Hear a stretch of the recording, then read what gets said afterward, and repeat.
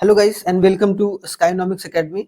आप लोगों को जैसा स्क्रीन पर दिख पा रहा होगा, आज हम लोग पार्ट 2 डिस्कस करेंगे। क्या आईएससी जो क्लास 12th के लिए जो मोस्ट इंपॉर्टेंट क्वेश्चन आने वाला है 2024 और 25। ठीक है, तो हम लोगों ने डिमांड और सप्लाई के क्वेश्चंस को डिस्कस कर रखा है, तो उसको आप लोग जरूर देखिएगा, इंपॉर्टेंट है। और उसके बाद आज पार्ट 2 हम लोग डिस्कस करेंगे। उसके बाद एक और पार्ट 3 आएगा, जिसमें वो लास्ट होगा, जिसमें नेशनल इनकम वगैरह जो थोड़ा सा चैप्टर बचेगा उसको वहां पर इंपॉर्टेंट क्वेश्चन डिस्कस करेंगे। ठीक है, कॉन्सेप्ट वाइज अगर देखा जाए तो मैंने कॉन्सेप्ट पहले ही डिस्कस कर रखा है।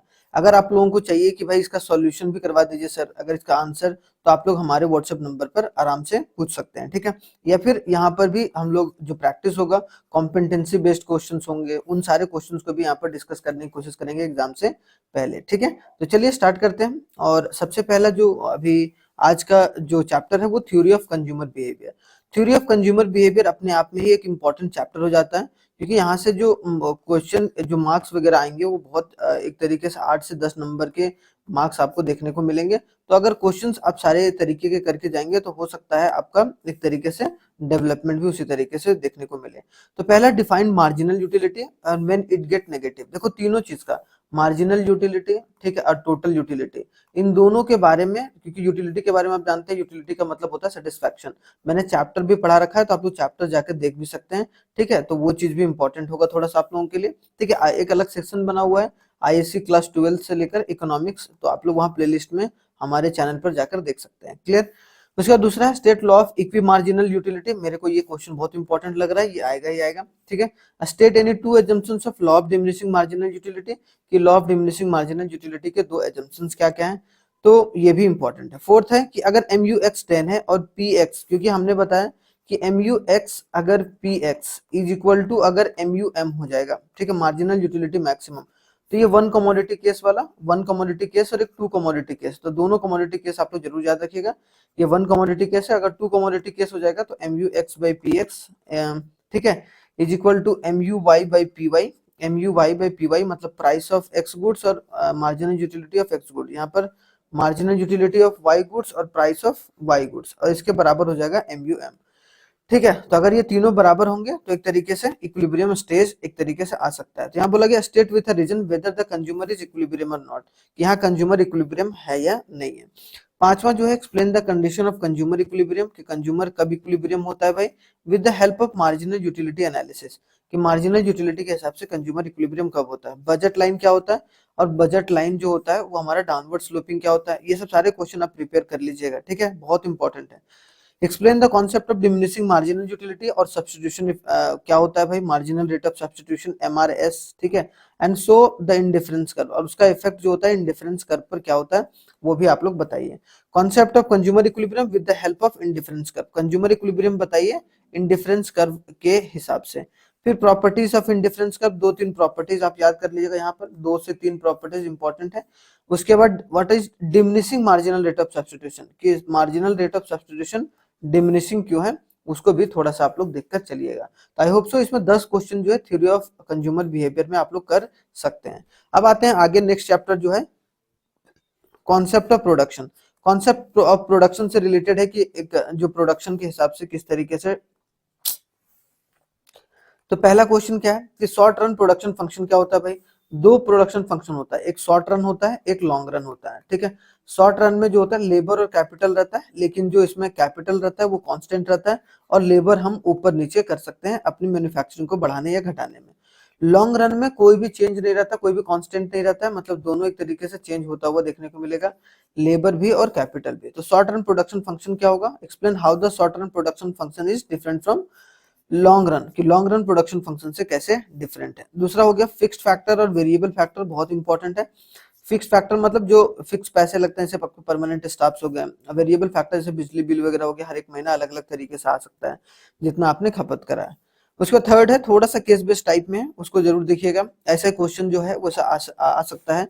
ठीक है, महिमा said to the Sia that a time period in which all the factors of production are variable is called a short। तो एनालाइज कीजिए अब स्टेटमेंट कि वो करेक्ट है या नहीं है। अगर करेक्ट है तो इस तरीके से कैसे करेक्ट है, और इनकरेक्ट है तो कैसे इनकरेक्ट है। ठीक है, तो ये इंपॉर्टेंट है। फोर्थ आ गया two assumptions of law of variable proportion. Law of variable proportion important है, उसके दो एजम्पशंस, 2 या 3 एजम्पशंस कर लीजिएगा तो आपके यहाँ पर क्वेश्चन बन सकते हैं। यहाँ से ड्रॉ डायग्राम, ये वाला क्वेश्चन डायग्राम में दो डायग्राम से रिलेटेड है, वो इंपॉर्टेंट है कि टोटल प्रोडक्ट एंड और जो मार्जिनल प्रोडक्ट है, या फिर and total product and marginal product of a variable factor, मतलब टीपी और एमपी के बीच में कैसा रिलेशन है, मैंने बताया है उसमें आप लोगों को, आप लोग जाके देख सकते हैं, वीडियो भी है, ठीक है। When the total factor reaches at maximum, कि जब टोटल फैक्टर, सिंपल सी बात है कि जब टोटल प्रोडक्ट मैक्सिमम आता है तो एक तरीके से मेरा मार्जिनल प्रोडक्ट क्या आता है, मेरे मार्जिनल प्रोडक्ट जीरो देखने को मिलता है।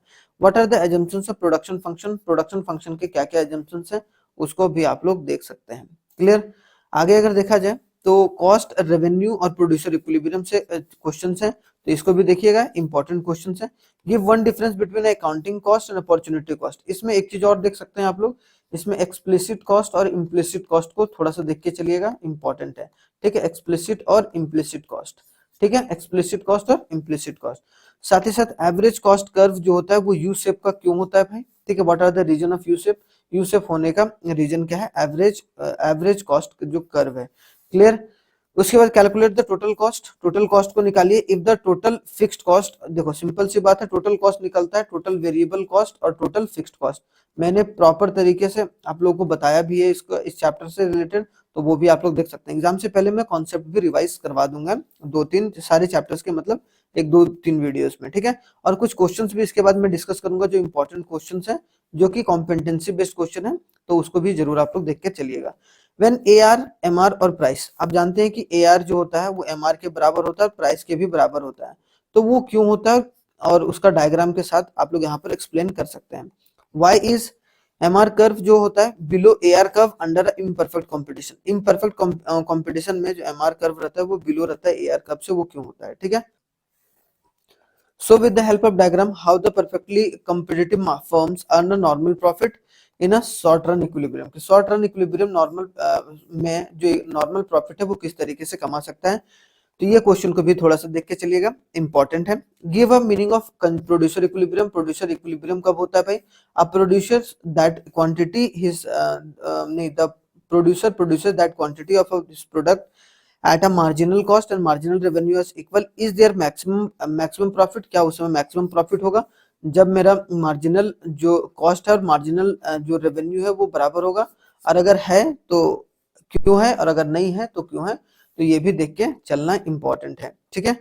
आगे आते हैं main market and forms of market mechanism. Market mechanism से भी इंपॉर्टेंट है, जैसे कि अब मेरे को ज्यादा इंपॉर्टेंट लग रहा है कि ओलिगोपोली मार्केट पूछा जा सकता है या फिर परफेक्ट कॉम्पिटिटिव, लेकिन साथ में तो मोनोपोलिस्टिक कंपटीशन मैंने दिया है, मोनोपोलिस्टिक कंपटीशन इंपॉर्टेंट है।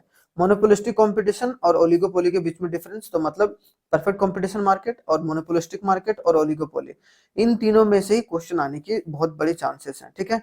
Distinguish between monopoly and perfect competition, देखो मोनोपोली और परफेक्ट कंपटीशन के बीच में AR कर्व, मतलब एवरेज रेवेन्यू का कर्व कैसा होता है, और प्राइस को कंट्रोल करके कौन चलता है, क्या वो परफेक्ट कंपटीशन प्राइस मेकर होता है कि प्राइस टेकर होता है, या क्या मोनोपोली जो होता है प्राइस टेकर होता है कि प्राइस मेकर होता है, तो उसको आप लोग देखकर चल सकते हैं।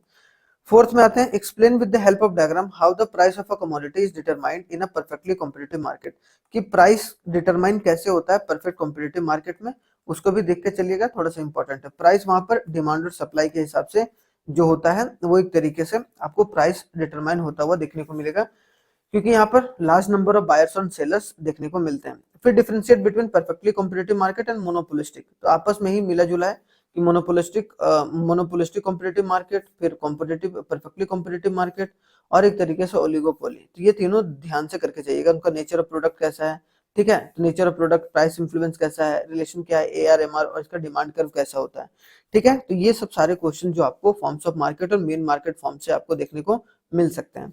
आगे आते हैं नेक्स्ट, अगर देखा जाए इसमें तो difference between break even point क्या होता है भाई एंड शट डाउन पॉइंट क्या होता है। ब्रेक इवन पॉइंट कि जब जितना एवरेज कॉस्ट लग रहा है उतना एवरेज रेवेन्यू हो रहा है, मतलब एवरेज कॉस्ट क्या, पूरा टोटल कॉस्ट हो रहा है और टोटल रेवेन्यू के बराबर हो रहा है, मतलब जितना पैसा लग रहा है बनाने में उतना ही हम कमा रहे हैं, that is called the break even point. Shut down point की कब एक तरीके से शट डाउन करने का स्थिति आ सकता है बिजनेस को। Why do the firms earn normal profit in a long run, long run में ही परफेक्ट कंपटीशन मार्केट में नॉर्मल प्रॉफिट ही कमाते हैं। वो कैसे कमाते हैं उनको एक तरीके से आपको एक्सप्लेन करके आप गूगल कीजिएगा ना, आपको सारे आंसर मिल जाएंगे। अगर नहीं आएंगे तो आप कमेंट भी कीजिएगा, तो मैं आपको आंसर यहाँ पर प्रोवाइड करा दूंगा, ठीक है। How does perfectly competitive market earns a super normal profit in a short run. अब वही बोला कि परफेक्टली कॉम्पिटिटिव मार्केट में सुपर नॉर्मल प्रॉफिट कब कमाता है, डायग्राम के साथ बताइए, ठीक है। इसी तरीके का ये क्वेश्चन है और में भी पूछा जा सकता है। 10th बोला गया how discuss how under perfect competition a firm is a price taker and industry is a price maker. Simple सी बात है कि जो कि परफेक्ट कंपटीशन में किस तरीके से फर्म जो है प्राइस टेकर भी हो सकता है, प्राइस मेकर भी हो सकता है, तो आप इसको डिस्कस करके बता सकते हैं। 11th में बोला गया मैक्सिमम प्राइस और प्राइस सीलिंग, मतलब दोनों को प्राइस सीलिंग क्या होता है भाई, जिसमें मैक्सिमम प्राइस सरकार तय करती है, और प्राइस फ्लोरिंग क्या होता है।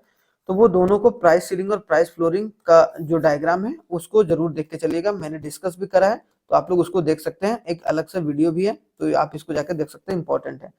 बफर स्टॉक क्या होता है, बफर स्टॉक जो प्राइस टूल का मतलब जो एफसीआई होता है, फूड कॉर्पोरेशन ऑफ इंडिया है, एमएसपी का नाम सुने होंगे आप लोग, मिनिमम सपोर्ट प्राइस होता है, तो उसके तहत बफर स्टॉक को कैसे मेंटेन किया जाता है उसके बारे में यहाँ पर बात किया गया।